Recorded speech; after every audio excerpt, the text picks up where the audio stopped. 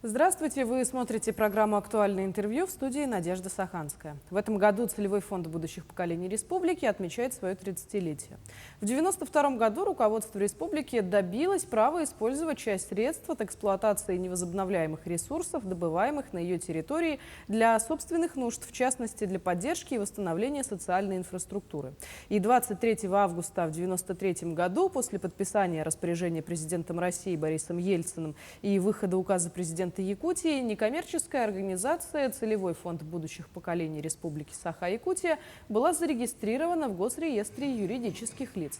О работе фонда мы поговорим сегодня с нашим гостем Владимиром Егоровым, генеральным директором Целевого фонда будущих поколений. Владимир Анатольевич, здравствуйте. Здравствуйте.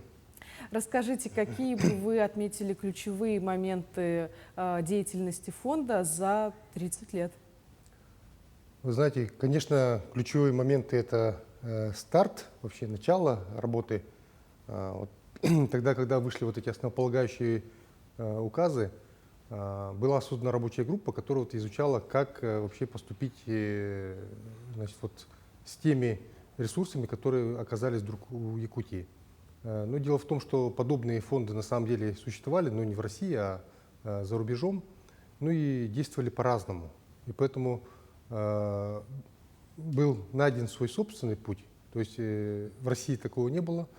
И многие, например, фонды зарубежные просто раздавали эти деньги, поступающие от невозобновляемых природных ресурсов. Но было решено пойти по пути, когда не просто вот так раздаются деньги, а деньги работают, вкладываются, и только потом поступающая прибыль дальше вкладывается. И фонд работал при комитете по драгоценным металлам, камням и валюте.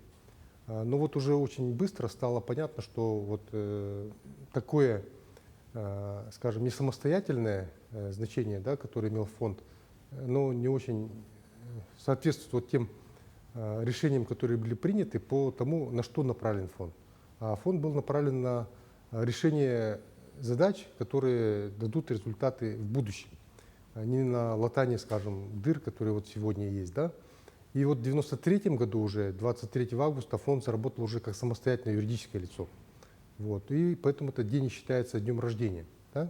Ну а далее я бы отметил такой знаменательный момент, когда компания «Алроса» стала работать с фондом, перечислять.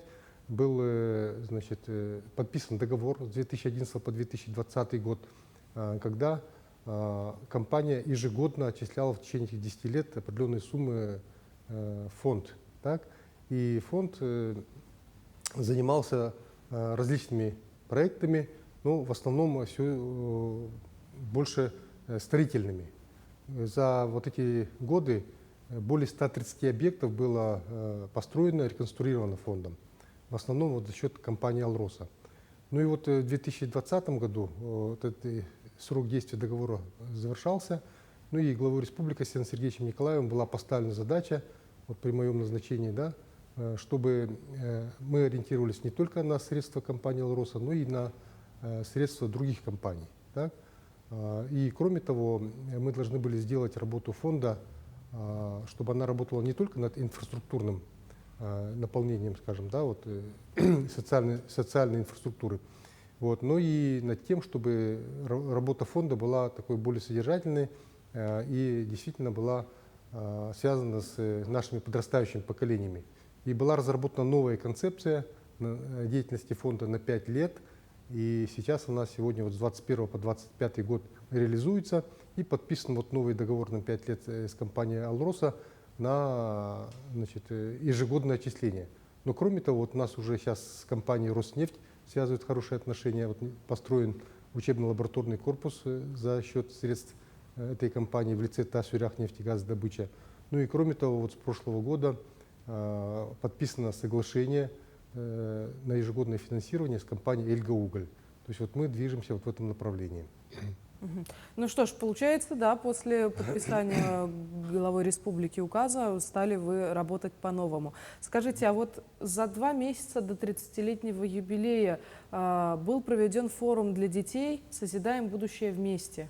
Какое значение имеет это мероприятие? Ну, вот этот форум на самом деле был проведен не для детей, он был проведен, он называется «Форум друзей», и как раз-таки целевой фонд будущих поколений вот является тем связующим звеном между бизнесом, государством и обществом, который вот обеспечивает развитие наших будущих поколений, создаем условия для будущих поколений. Да? Вот. И мы как раз позвали всех наших партнеров, как финансовых, так и социальных партнеров, и значит, несколько дней посвятили тому, чтобы обсуждать, как мы будем дальше двигаться. Да? Ну, у нас был форум, так, извините, сейчас. У нас был форум в виде стратегической сессии вот в один из дней, да, вот, а так у нас, значит, кроме этого мы провели несколько мероприятий, вот, и действительно и для детей тоже была часть, да, связанная с детскими креативными центрами, да, ну и кроме того у нас был проведен финал конкурса «Инносфера». У нас такой интересный двухэтапный конкурс по созданию детских инновационных центров, и вот мы провели заключительный этап этого конкурса. Кто же оказался победителем «Инносферы»? Знаете, у нас победителей оказалось много. 10 мы определили грантополучателей из 20 претендентов, которые вышли во второй этап. Ну, надо сказать, этот конкурс он у нас трансформируется. В этот раз он был проведен по-новому. В прошлом году, если мы провели его как вот такой одноэтапный конкурс, когда были поданы заявки и далее комиссия рассмотрела и определила победителей, то в этот раз мы поступили по-другому. В этот раз мы отобрали из поступивших заявок 20 и провели для них акселерационную программу. И, соответственно, во время акселерационной программы была как очная часть, когда они сюда приехали, учились делать социальные проекты, изучали те инновационные центры, которые у нас на сегодня имеются, да? Ну и дальше имели такое онлайн-сопровождение консультантов. И вот 22 июня как раз-таки они приехали и уже очно перед комиссией соответствующей рассказали свои проекты и были определены победители. Причем оказался такой интересный спектр победителей: 6 школ, 2 учреждения дополнительного образования детей и 2 детских сада. И интересное очень направление, связанное преимущественно вот с IT, с креативными индустриями. Ну и вот, скажем, такой проект был даже очень интересный, значит, о работе с детьми 5-6 лет, обучению их программированию. То есть, оказывается, вот в таком возрасте уже есть методики, которые позволяют вот, детей значит, обучать программированию. То есть мы вот начинаем готовить кадры в IT-отрасли с самого начала. Ну и охват был очень хороший. Здесь город Якутск, только одна школа была, в Нерюнгри одна школа. Были Намский улус, Сунтарский, Усалданский, Вилюйский. Поэтому я считаю, конкурс удался, и мы будем дальше его продолжать. Невероятно. Владимир Анатольевич, могу ошибаться, но вроде как строительство парка будущих поколений стартовало еще в 2021 году, и стройка продолжается до сих пор. Да, совершенно верно. У нас по плану стройка идет по 2025 год. То есть мы скрупулезно, аккуратно, последовательно это делаем. Вот. Этот проект, он такой достаточно уникальный. Еще до того, как он был построен, получается, да, этот объект, он уже получил 3 международные премии, значит, ну, вот за архитектурную составляющую. Да? И, соответственно, вот сейчас уже сваи все стоят, так, уже возведены колонны, и дальше будет уже строительство продолжаться уже самого здания. Да? Вот. Ну и кроме самого строительства мы уже готовимся к тому, чтобы в 2025 году уже, чтобы работа парка началась. И, соответственно, сейчас у нас уже проводятся различные образовательные программы. Специально мы создали группу такую, которая этим занимается, автономную коммерческую организацию под нее, да, с одноименным названием «Парк будущих поколений». И уже несколько, даже много, на самом деле, образовательных программ мы провели, такие вот, например, как Skills Camp Animation, то есть дети, значит, провели такое интересное очень время за созданием различных анимационных проектов. Вот. Ну и не только это, у нас еще и по медиа, по дизайну и даже по индустрии питания у нас были образовательные программы. То есть мы готовимся к тому, чтобы в 2025 году вот это пространство, оно у нас заработало в полную мощь сразу. Получается, что вся содержательность программ, которые имеется у фонда, это подготовка к 2025 году. Ну, самостоятельное значение, конечно, тоже имеет. Вот мы уже сейчас достаточно много охватываем, получается, детей, и дети с удовольствием к нам ходят. Но смысл состоит в том, что действительно мы взяли на себя ответственность за то, чтобы определять содержательное образование, вот, содержательную часть вот, действия вот этого парка, да, и, соответственно, вот мы вот этим и занимаемся. Да. Расскажите, какие планы у фонда имеются в ближайшем будущем? В ближайшем будущем, ну, во-первых, мы продолжаем наши проекты. У нас есть ряд таких наших ключевых проектов, вот один из которых «Парк будущих поколений», есть лаборатория детства, есть региональный центр по выявлению и развитию одаренных детей, есть еще несколько проектов, да, значит, связанных с некоммерческими организациями, с созданием комфортной городской среды. Да. Вот. Ну и все это мы вот сейчас продолжаем. У нас программный метод, мы на 3 года вперед, и, соответственно, по 2025 год мы как раз-таки реализуем эти наши ключевые системные проекты.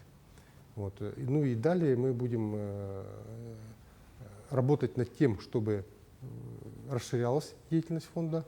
Ну и все компании, которые работают на нашей территории, в общем-то, могли, ну я бы так выразился, значит, свою социальную ответственность как раз-таки проводить через целевой фонд будущих поколений.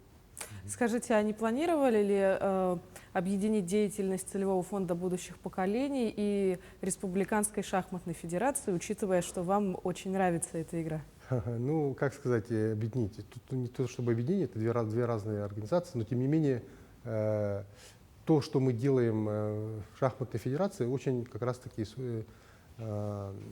сходно, да, или там соответствует тому, что мы делаем в фонде, да, потому что в шахматной федерации мы сейчас большой упор делаем на детей и молодежь, да. Сейчас такая достаточно большая группа детей работает, можно сказать, над повышением такого вот именно совершенствования своего спортивного мастерства, работает над мастерскими нормативами даже, да, под руководством 2 гроссмейстеров, выдающихся, я бы сказал, один из которых является 2-кратным чемпионом мира по решению шахматных композиций, а другой первым бурятским гроссмейстером. Да. И вот наш старший тренер Роман Владимирович Ганжуров вот координирует всю эту работу. Все это происходит в рамках деятельности Малой академии наук. Ну что ж, благодарю вас, Владимир Анатольевич, что нашли для нас время и ответили на волнующие вопросы. Спасибо. Ну а я напомню, вы смотрели программу «Актуальное интервью». Берегите себя и до встречи в эфире.